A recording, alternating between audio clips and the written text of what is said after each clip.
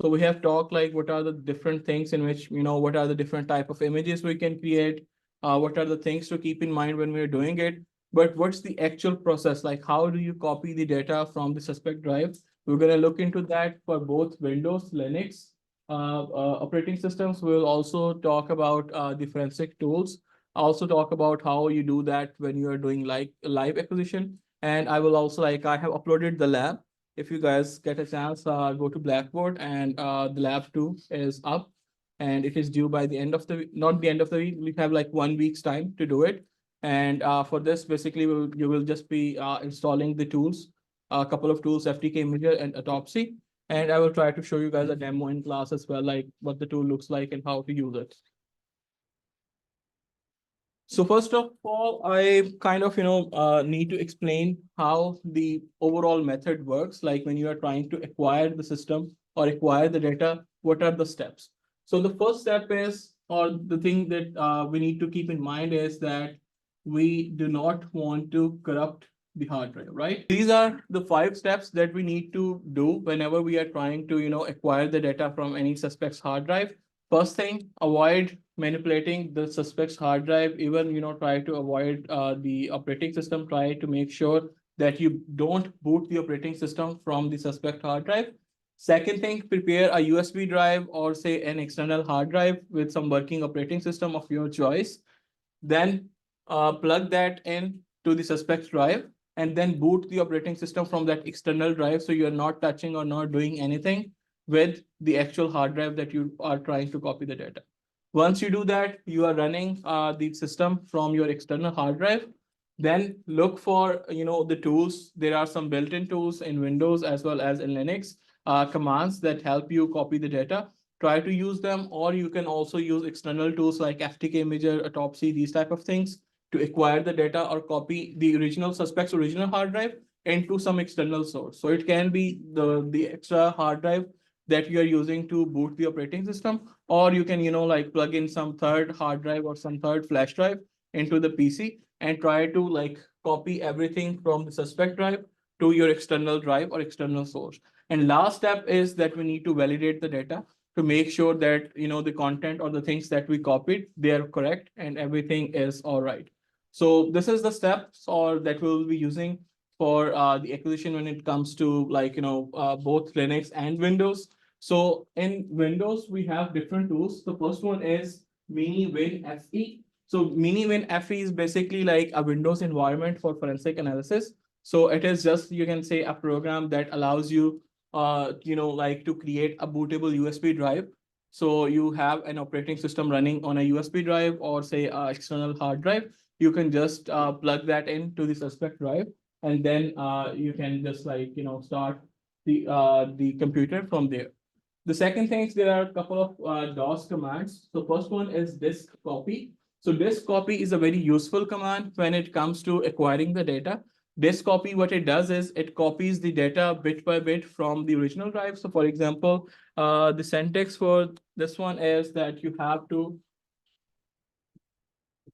disk copy, you have to mention the original drive that you want to copy the data from.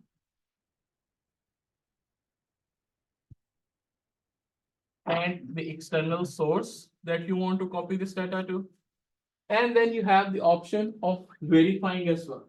So if you do this thing with the option of /v, that tells the operating system or the command that once you compile the data, once you copy the data from the original source to the target drive, then take a hash of it and verify whether this process, the whole copying process, was correct or not. If this process is correct, like everything works out, then the command will exit and you will have all the data from the original drive copied into the external drive. All right. So this is one command. You can look into that. And when we're not doing the disk copying because it will take a lot of time. So I just wanted to tell you the commands and the steps or the procedure that you need to do. So in Linux, we don't have, something like MiniWin FE for Linux, but we have a lot of other operating systems. I think most of you will be aware or will know how to start or how to boot a USB drive. sorry, how to burn some ISO on a USB drive and plug it in to the suspect drive and start the operating system from there. But for Linux, we have different versions of Linux available. We have Kali, we have Kane, other deft and other toolkits as well. So all of these things, all of these operating systems you can use to boot the suspect's drive or boot the suspect's PC. One thing that we'll be using is Kali. So you have two VMs, I think, on the Aporto. One is Linux VM and one is Windows VM. So you can, if you haven't used Linux before, you can go there and try it, give it a try. Then the process for Linux is the same, like as we discussed here. We want to make sure that we run the operating system or boot the operating system from an external drive. Use some commands. So disk copy is a command for this step 4 for Windows to copy the data from original to the external drive. The Linux has its own set of commands that we're going to use, and the idea is just to isolate the original drive as much as possible and try to copy everything, all the bytes from the original to the external drive and validate the external drive. So just keep these three things in mind. So in Linux, we have multiple commands that can help us, do the same thing. The first one is fdisk. So sometimes, if you are using an external drive for your data acquisition, you want to partition your external drive into two, one for holding the operating system and the other drive, logical drive, for holding the user's data. So fdisk is a useful command in Linux. So in Windows, you guys will do that in your lab as well. There is a task where you have to make a small partition in your hard drive and then acquire the data from that partition. So in Windows, you have this very nice GUI interface to do that. In Linux, you can use fdisk to make logical copies or logical partitions inside your disk. You can dedicate one partition for running the OS and the other partition of your hard drive for acquiring the data. The next is MKFS. This is whenever you boot or whenever you make a USB bootable, you have to format it with NTFS or FAT or some other file system. So this command can be useful there. Then we have a command, two commands actually. One is DD, which is data dump, and the other one is DCFI So both of these commands, they are kind of the same, and they are similar to the disk copy command in Windows. And here, so say this is Windows. In Linux, we have DD and DCFI DD. All right. So the purpose of this command, similar to disk copy, is that it has to copy the data bit by bit from the given hard drive to the hard drive where you want to store the evidence. Basically, this DD is for dumping files or anything else. You can dump files, dump programs, and so on. But you can also use these commands to dump the entire hard drive. So I will upload the lecture slides on the Blackboard, and inside the notes, I have given all the details of the commands, what are the options and how you can use it. So I would highly urge you guys to just go there, and when you download it in PowerPoint format, and there you will be able to read all the notes as well. So the DD is just used to copy all the contents of a hard drive, similar to disk copy from original source to the target source or the target hard drive in which you wanna store the suspect's data.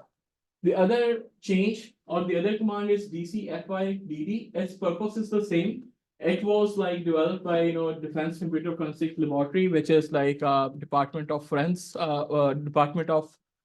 Defense work. So they added one more thing, which was the use of hashing. So this DD command, similar to the disk copy command, doesn't provide you any way or any mechanism to make the hashes or to validate the data. So in DCFIDD, you have an option, you can put /hash, and then you can select any hashing algorithm. and you can store the digest, like the final hashing value that is generated after hashing the whole hard drive. You can store it on your PC. So later on, if you want to compare whether the hard drive that you like, the data that you copied is correct or not, you can always refer to that, and it will give you, you can compare the hashes. The other thing is it also, like, create a log file.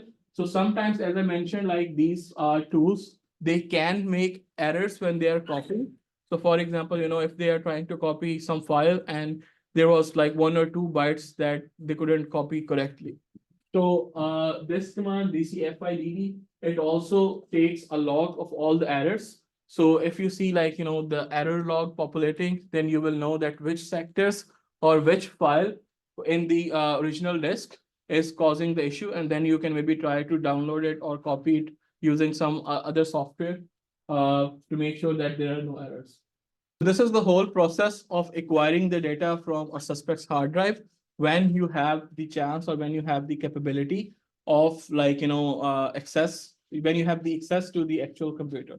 So if you have access, just try to use this procedure and make sure that you copy everything from the hard drive and also validate your data that you have copied. Lastly, we talked about forensics tool as well. So these two things, they are like, the tools or commands that the operating system provides you. If you don't want to work with them, you want to work with some external tools. There are a lot of tools in the forensic domain.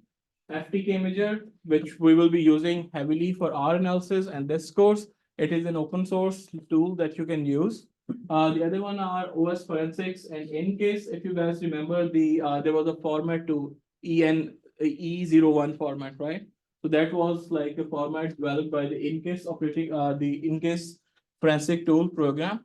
So there are a bunch of others as well, but the like idea behind using FTK Imager for our course is that it's free, so you guys don't have to purchase it, and like you can just download it from their website. And the advantage of tools is that, like, they provide you the capability to validate the data. So these tools, they come up equipped with different hashing algorithms and functionalities that you can use for data validation. You can also, like, both of these things, the disk copy and this DD or DCFIDD, like, if you are copying the data using the operating system commands, you are copying the data in the raw format because you are just copying the bytes, right? The actual data or the actual content from the original to the from the source hard drive to your external hard drive. So both of these will produce raw format data.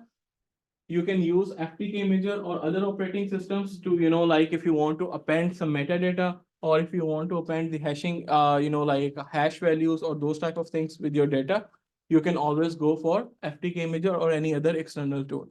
But make sure if you use any of these tools, or any other tool to acquire the data, you store this tool on the external hard drive that you are, like, preparing for with the operating system.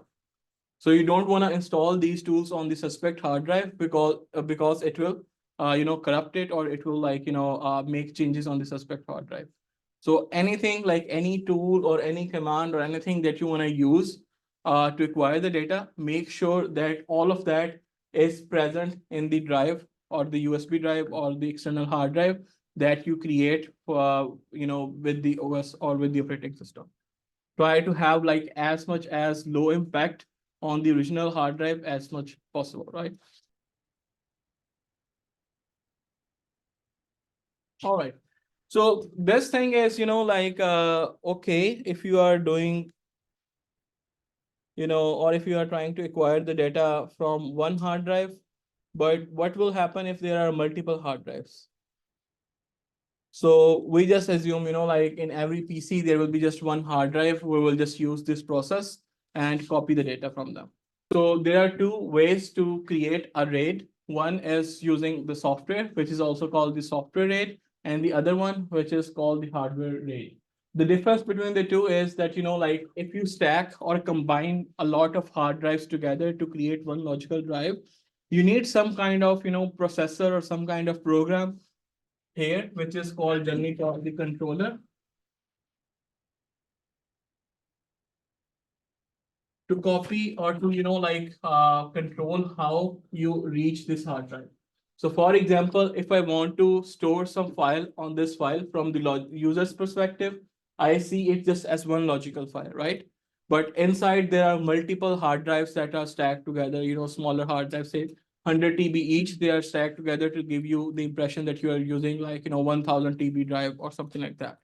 So the controller's responsibility is to make sure that if a user gives it a file, which of these individual drives, this file should be stored in. And also when you want to retrieve the file, it will be the responsibility of this controller to make sure that, it gives the data. For example, if the file is written here, then controller will know to access D4 and fetch the file F1 whenever the user wants. Because for the user, this is just one hard drive and he is like storing or retrieving files from that hard drive. So this thing, this whole mechanism, the controller mechanism, you can either create or develop using software approach. There are some softwares that allow you to do that. Or in data centers, you can see that, like you have hardware rates where there is like another extra, you can say processor or a mini computer that works as the controller and it manages the whole rate. So the different, like there are different schemes in which you can manage this whole thing. For example, when you get a file, should you make one copy or should you make multiple copies? Or should you divide the file into different segments and store segments on different hard drives or not? So these different ways in which you can implement the RAID, they are called RAID levels. So we have RAID level 0, RAID level 1, and so on. So in today's lecture, we'll be discussing like 3 RAID levels one by one. So did you get the idea of like what a RAID is? So the difference is like, from the user's perspective, you see there's one logical drive. This can happen for you, with you as well. For example, you went to some for some case to acquire the data and you thought like, it will be 100 TB max, but then you see there's a RAID drive there and there are like, hundreds of TBs of data that you have to copy. So we just want to understand like how the data is stored here. So if we want to do some logical or sparse acquisition, because that will be the only option right here, because generally RAIDs you develop it when you have or when you want to store a big amount of data. So it will be like not a good idea to make a bit by bit copy of a RAID because you will need a lot of space at your end to store that data. So the first, like you can say, scheme or the first arrangement we call RAID 0. And the RAID 0 is basically, in RAID 0, we do the data stripping. What we do is that if a user wants to store a file, for example, say if it is 128 KB file, the controller, this part, will divide this file into multiple segments. So we can see, as you can see here, we divided this 128 KB file into 2 different segments of 64 KB each. And then you can store them on disk 1, disk 2, disk 3, disk 4, so on. So where to store them, how to make sure that all of the disks are utilized, how to make this partition, everything is done by the controller. You don't have to worry. But the user can just, store any file on the RAID system and the system will make sure that, it divides the file into different segments and then put these different segments on the hard drives. So this step of dividing the data, since in RAID 0, we are dividing files into different segments, storing those segments on different hard drives. This is called like RAID 0. This is how it works. The advantage of RAID 0 is, as you can see, rather than having one process to like write 128 KB on one hard drive, we kind of, created 2 different threads, right? Now, instead of one process copying the data, we have 2 processes copying half of the data. So the data copying or data writing and reading speed has increased, right? Because there's like, instead of one process writing the whole file, you have multiple processes which are writing some segments of data on different hard drives. So that is one advantage of RAID 0, that it can speed up your reading and writing, like it can reduce the time or speed up the reading and writing operations. One drawback from this is, as you guys can see, we are like, not making any copy of the data. We are just dividing the data and storing them onto multiple drives. So what happens if any of these drives fail? For example, you divided the data into three segments, you wrote it on three different hard drives, and one of them is, failing, maybe like malfunctioning. It can malfunction because of any reason. We don't care, but it is malfunctioning. If that happens, the downside of this approach is that you will not have, the whole segments or all three segments of a given file, and you will not be able to recompile or put all the segments together to give the user the actual file they were trying to look for. So that is the disadvantage. Advantage is that it boosts the speed or increases the reading and writing speed, reduces the time.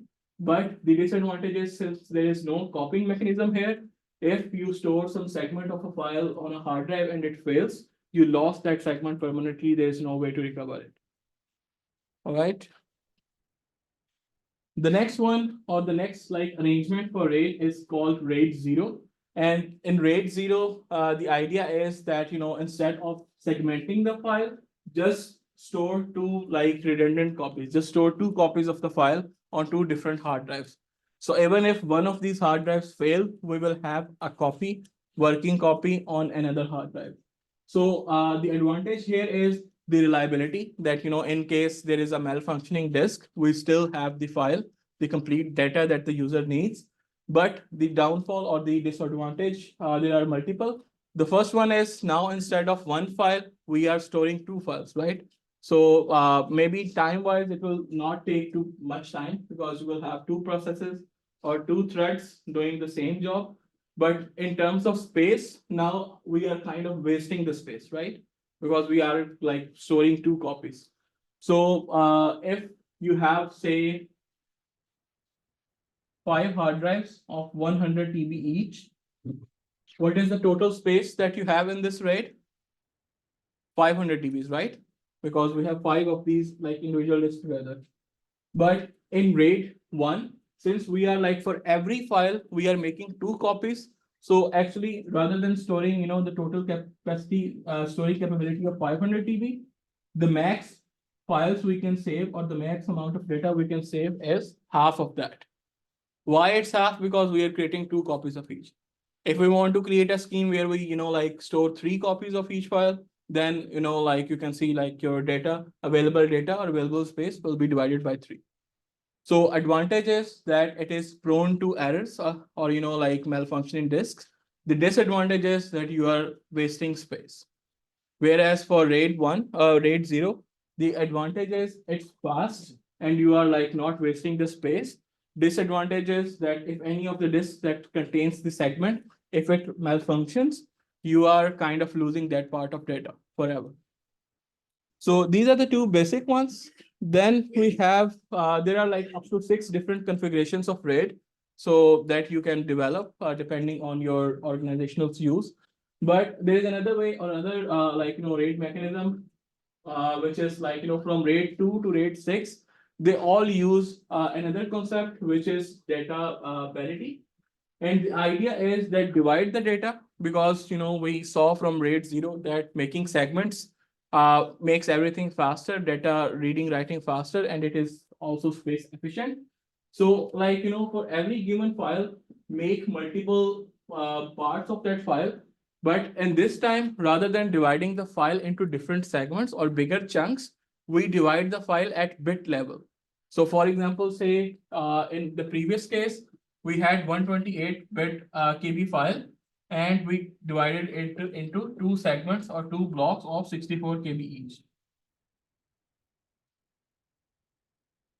The idea for RAID 2 is that rather than having big blocks or big chunks, divide this file at bit level. So for example, have 10 bits or 12 bits. So have 12 different segments, smaller segments of 10 bits each. Just to make it even. All right.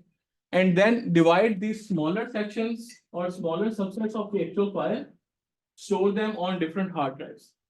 One additional thing that you need to do or you need to store is the parity. So parity is basically a small program that is used for data recovery, or if some kind of error happens, for example, if this segment is malfunctioning, the data that you write here, 1 KB data, it is somehow malfunctioning, your parity program will be responsible of fixing this data.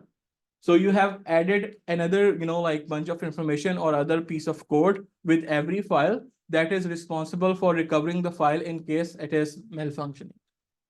So basically you are combining the both RAID 0 and RAID 1. You divide the data, but this time you divide it into smaller chunks because smaller chunks are easy to repair, right? If the data file or the segment file is large, then you will not be able to repair it fully. So divide the data maybe in 1 KB files or like even less than 1 KB segments or blocks, small blocks of the file, and then have a parity installed on a third drive. So you can see here, like the first three contains the data and the last one contains the parity. Why we like stored the parity or the correcting program on a separate drive? Because if we store it here or here or here, then the parity along with the data has the chance of being corrupted. For example, if I take this drive out, then your parity is gone as well. So you just want to make sure that you have a separate drive that is responsible for the error correcting code or parity, and then just divide the data into multiple like smaller chunks. So why we are like reading it or why we are like trying to understand the RAID systems is like in digital forensics there is a chance that you can see RAID disks as well. So you need to be prepared or you need to know like how they work to acquire the data. So when you are tasked to acquire the data from a RAID disk, you have to, answer some certain question before starting the process. The first one is how much data storage is needed. Because as I told you earlier to the user, whole RAID will appear as one logical drive. But you have to think or you have to know that how many different smaller drives are there, and you have to come up with a total number of data or the total amount of storage that you need to copy the data. All right, so that's the first question. How much space do you need or what is the size of the RAID? The next thing is what type of RAID is used. So why it is important? Because if you look here, if the RAID type is 0, then if there are 500 TBs of RAID size, then we need 500 TB storage to store or copy all the data. Whereas if it is RAID 1, then we know like, even if it is 500 TB, the RAID size is 500 TB, the actual data that will be there will be half of it because RAID 1 makes two copies, right? So depending on the type of the RAID, you will get an idea that how much space actually or how much data, actual data you need to copy from the suspect's drive. The second thing or the third thing is, do we need to have all the drives connected or not? So for example, in these cases in RAID 1, even if we disconnect half of these drives, we will still be able to see the entire data because there are there are always two copies of all the files stored on the RAID. Then the next thing is, do we have the right acquisition tool? For example, FTK imager, those type of things, they might not work on RAID drives. So you have to make sure that the tool, I think FTK imager, I think it works. But anyways, you have to make sure that the tools that you have, they are capable of acquiring the data from a RAID hard drive or a RAID drive. The next thing is, can the tool read forensically copied RAID images? For example, like you have multiple RAID different organizations or say mechanisms in which you can make a RAID. So you need to make sure that the tools that you have, they are able to read those. And the lastly is, can the tool read split data saves of each RAID disk? So for example, if one file is stripped into different multiple segments, your tool needs to read all of those segments and combine the file together. Because your tool needs to do the job of the controller, right? If the data is divided, then your tool should read all the individual data components, combine them together and give you one file, or we give you one copy which contains all the segments. So you need to make sure that the tools that you're using, they are capable of reading these type of, from these type of hard drives where the data is divided into multiple chunks. So here are some tools that you can use. So access data FTK imager, like it works for the RAID as well. There are some other ones as well that you can look into. So for the purpose of our course, we will not be using RAID hard drives, or we will not be using, like there is no assignment on it. But just to give you guys an idea what the acquisition looks like in actual word, we thought like it's a good idea to teach you RAID. All right. So the next thing is everything that we did was for the, the computers that are accessible. We have physical access to the machines. We can go there, we can plug in our hard drive and acquire the data. But what if we are not able to do the static evaluation and we have to go with the live or remote acquisition? For example, we are working, or the suspect was working on a machine that is only reachable through like an internet connection. Maybe he was working on cloud computing devices, or he was working on a portal or something like that. So in those type of cases where you don't have the physical access to the device or to the suspect's computer, we have to sort with the remote acquisition. And before going into the details, like I would just like to tell you guys what should be the basic principle for remote acquisition that you can apply anywhere.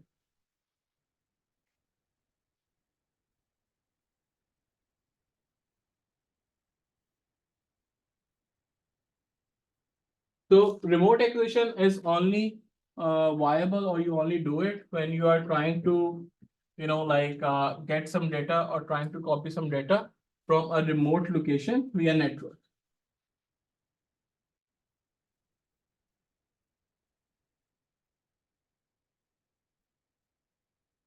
All right. So since you don't have physical access, you cannot, plug in a hard drive, you cannot plug in a USB, you cannot boot the operating system from, like an external drive. You will have to, do the data acquisition from within the system. The first thing to do, or even connect remotely to any drive, is to have a dedicated software installed on the suspect drive. So for example, say Windows remote log, right? Then from your PC, you can connect this program, which is, like Windows Remote Login or any other, say, there are several tools that helps you or allow you to remote login into any device. So you need to have this program installed on the suspect drive or installed on the suspect PC in order to do any remote acquisition. So there are multiple ways. Like if you guys go and read the slide details or notes, you will see I talked about one specific program. But the very basic example is Windows Remote Login, which comes in built in with all the Windows operating system. And you can connect to that Windows Remote Login and log in remotely into a given system. So once you are inside, then you can, use FTK imager, or then you can use the DD copy or any other copying mechanism or command to copy the data. And that data will be transferred back to you remotely as well. So all the validation on things that you want to do, you can do it your end, or maybe you can, just like take hash here just to verify and then copy or then move the data. Apart from this thing, like, apart from the requirement of having a dedicated software installed on the suspect drive, there is no other, major difference between the remote acquisition and the physical acquisition. One other thing, as you can see, like sometimes this type of software or this type of tool that allows you to access a drive remotely might not be installed on the suspect drive. So you need to somehow send this program to the suspect. So there are several ways, like you can exploit it. You can use some kind of like malware or some kind of virus to plug in or put your remote acquisition tool on the suspect drive. Sometime if you're working with a company, they will allow you or they will give you direct access to their programs that you can use.